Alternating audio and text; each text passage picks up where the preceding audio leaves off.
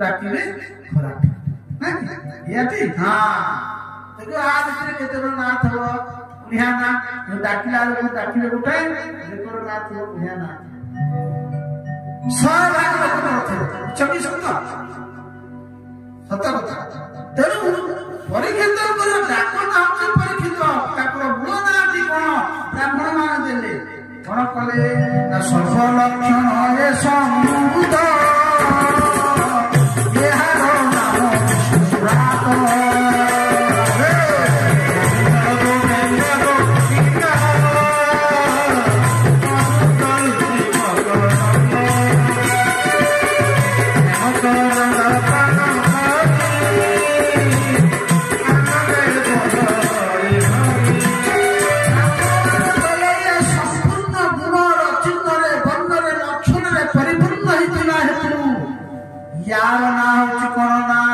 सुरात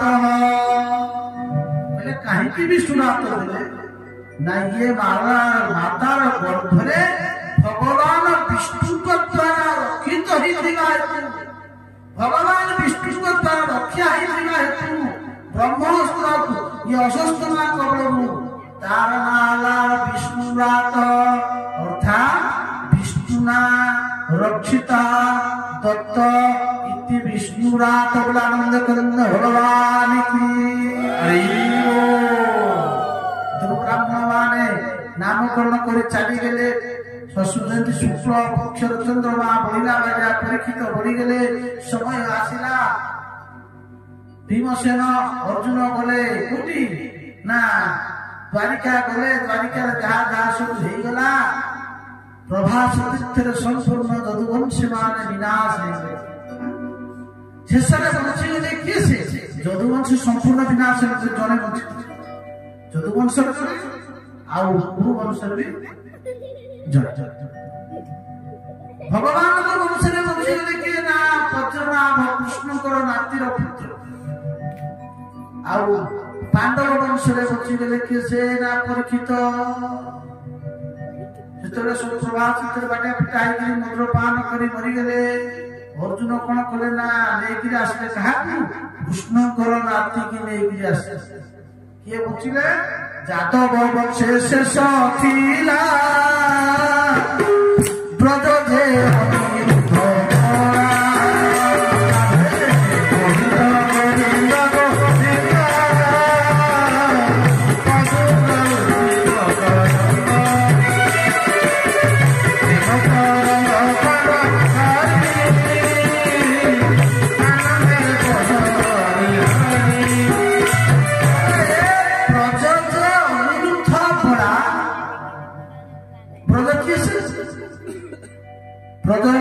कृष्णकर पुत्र पद्मिनकर पुत्र अनिरुद्ध अनिरुद्ध जे वज्रनाभ ब्रज जे अनिरुद्ध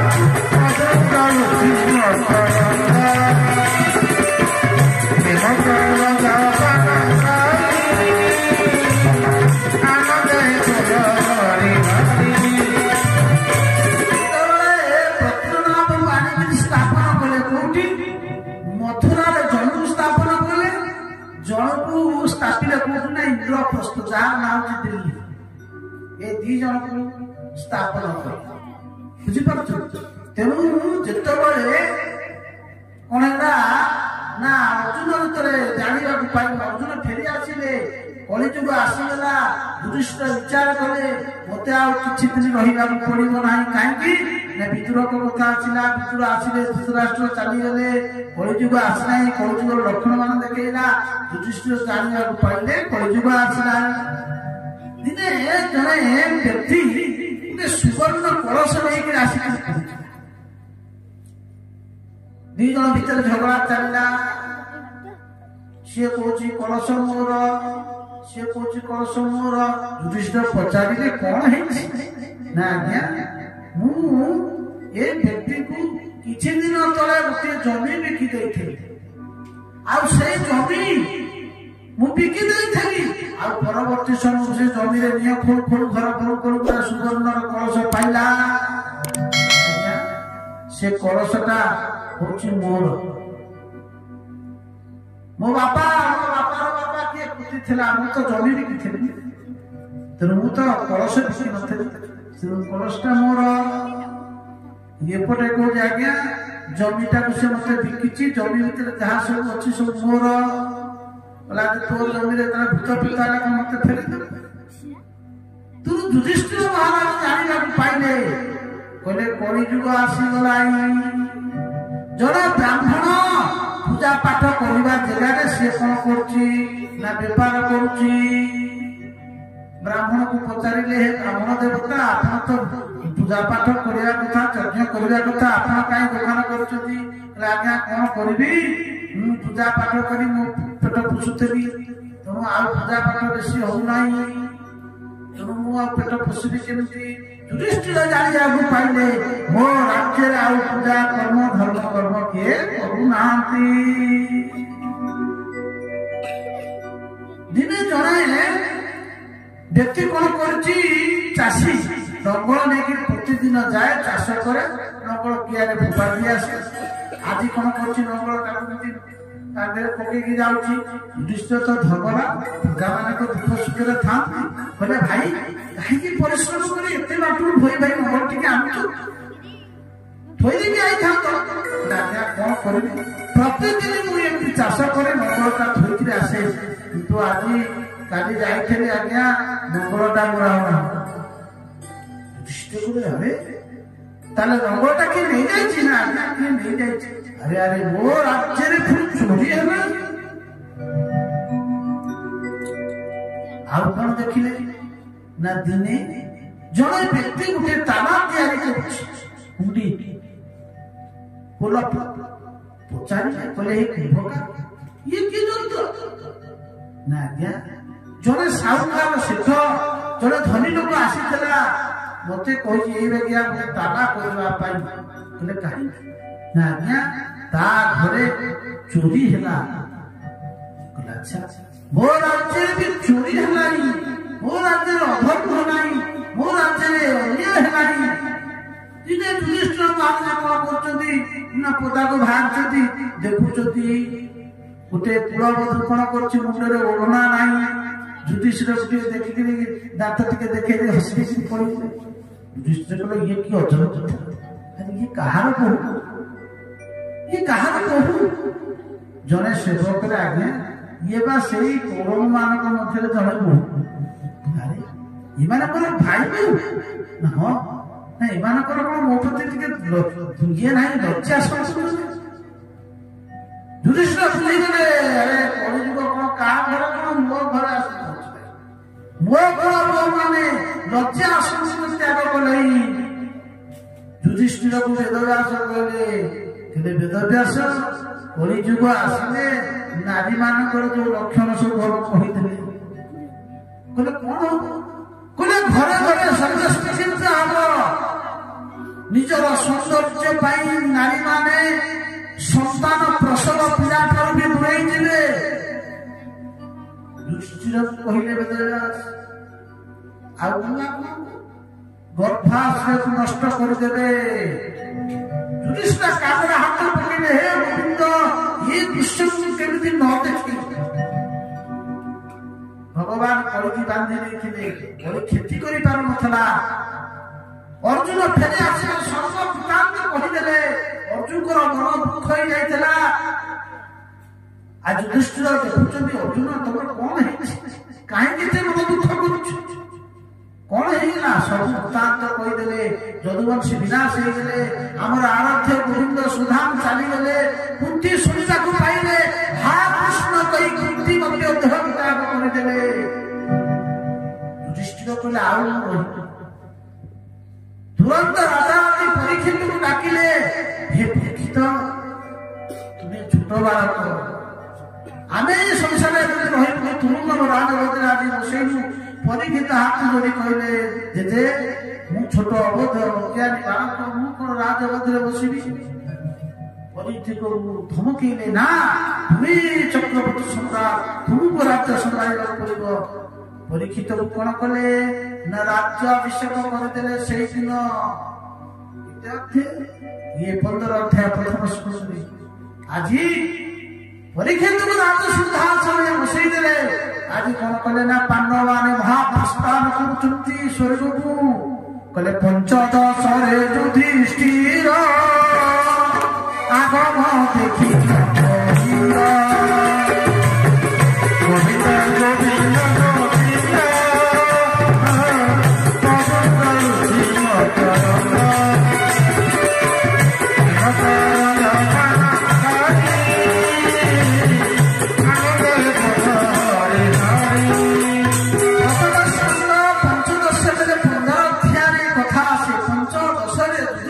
আগম দেখি ন করিল পরীক্ষা দেহি রাজ্য ভার স্বর্গে চলিলে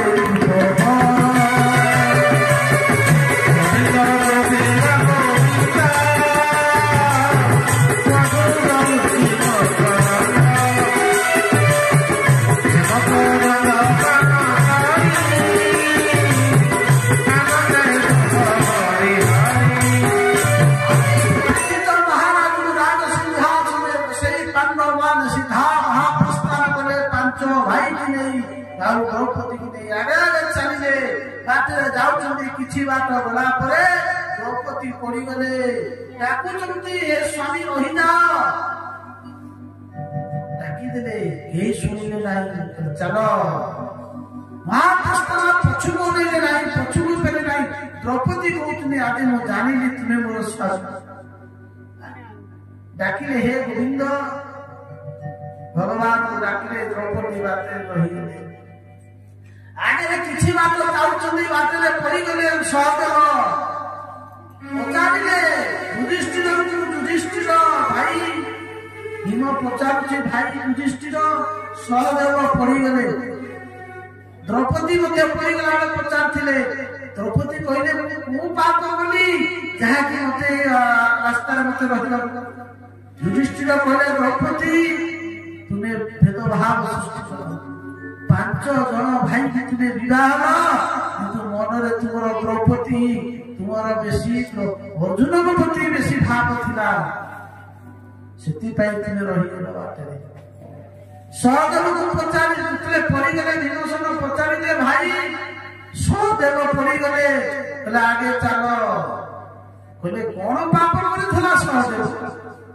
कहले सुंदर अहंकार अभिमान सौंदर्यर अभिमान हेतु आज सहदेव रास्ता रही गले किछि बाट जाइछन्ति नकुल पड़ी गले पचारे नकुल कौन पाई पड़िले नकुलर गणित अहंकार ज्योतिषर अहंकार थिला किछि बाट जाइछन्ति अर्जुन पड़िले पचारे भीमसेन भाई गांधी बधारी अर्जुन जी तुमर सबुबले पाखे पाखे रहथिले आज अर्जुन पड़ी गले अर्जुन एमती को पाप कले स्वर्ग मध्य जाई पारिले ना ना अर्जुनर गांधीवर अहंकार थिला अर्जुन सही अर्जुन कहिथिले भगवान गोविंद को हे गोविंद मु आउ किए नुहे मु साक्षात गांधी बधारी अर्जुन जो अर्जुन भगवान शंकर को परास्त करी अक्षय तुरी प्राप्त होइथिला जो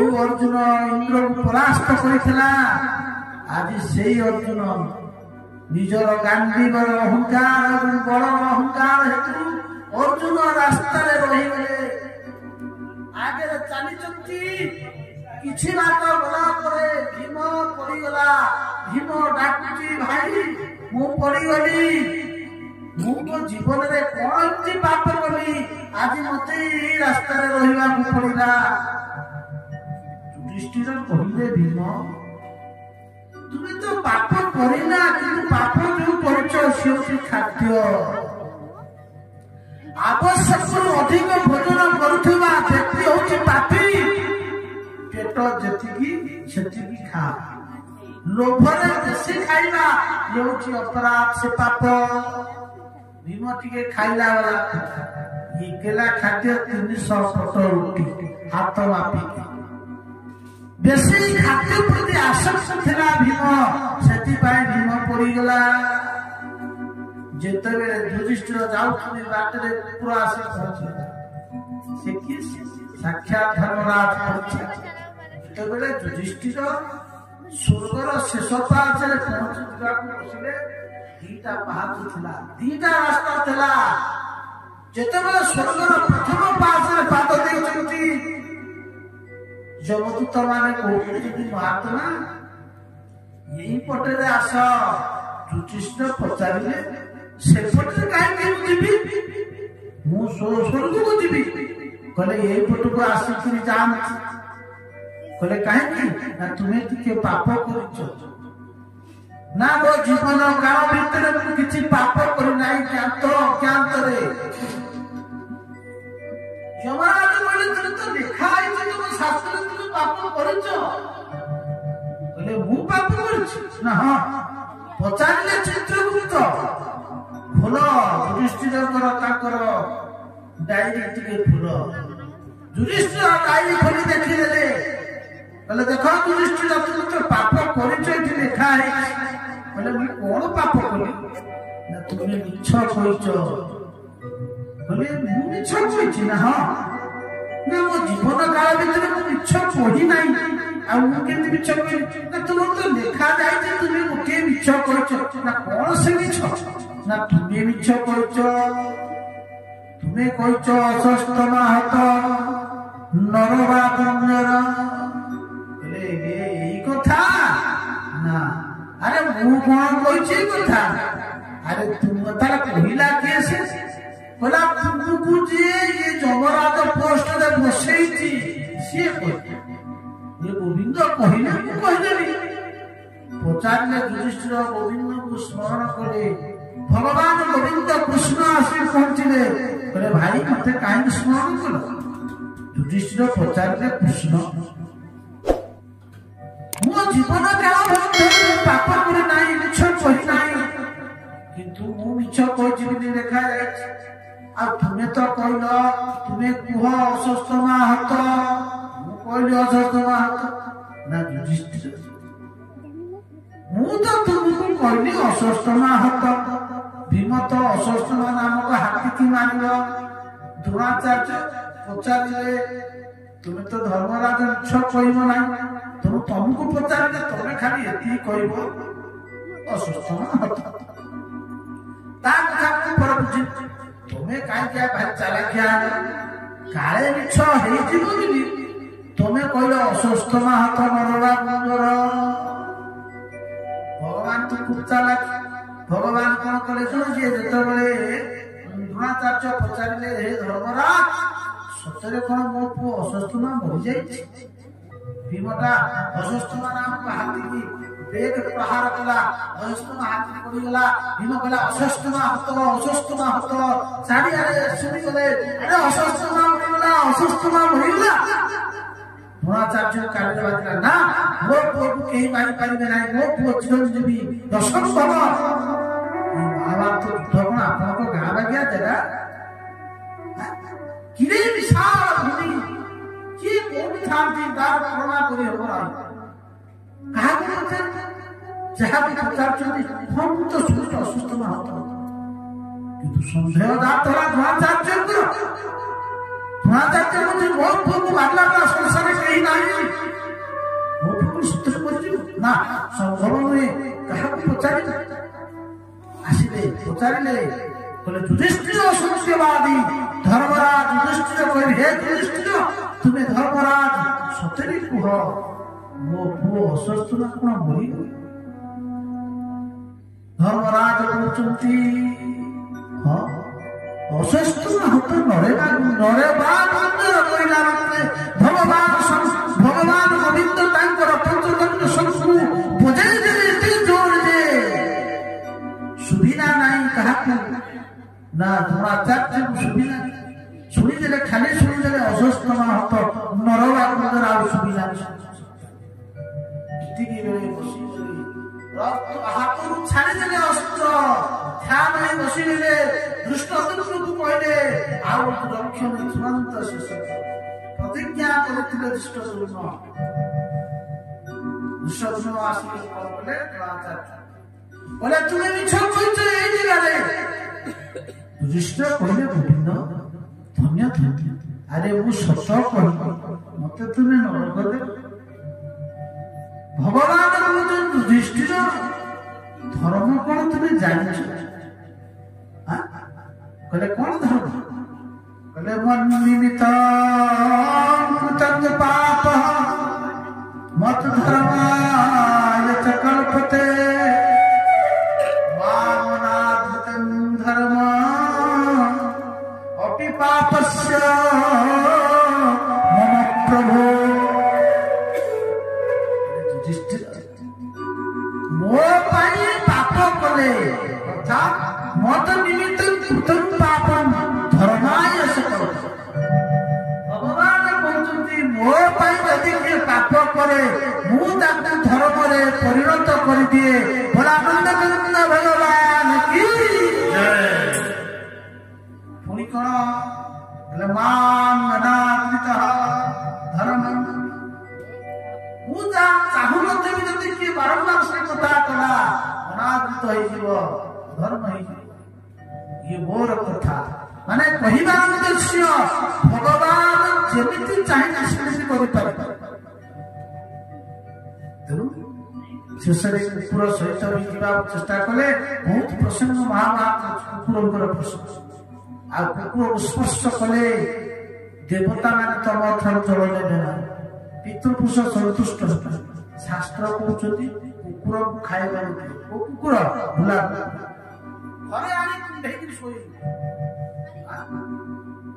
तेणु युधिष्ठिरଙ୍କର ସ୍ୱର୍ଗାରୋହଣ ହେଇଗଲା ପରୀକ୍ଷିତ ହେଇଗଲେ ଦେଶର ରାଜା परीक्षित पालन कले प्रजावंश थे परीक्षित विचार कले मो जेजेबापा का सबुआड़े बुलुले मुझे जाए बुलिकी देखे प्रजा मैंने केमती कौन अच्छा परीक्षित उत्तरा भद्राश्व केतुमाल किंपुरुष इलावत आर्यावत भारत 9 खंड बुलिले ये सारा ब्रह्मांड सप्तद्वीपर चक्रवर्ती सम्राट कलिर प्रथम राजा परीक्षित इंद्र प्रस्तवा दिल्लीर प्रथम सम्राट युधिष्ठिर कलिर परवर्ती सब परीक्षित प्रथम राजा।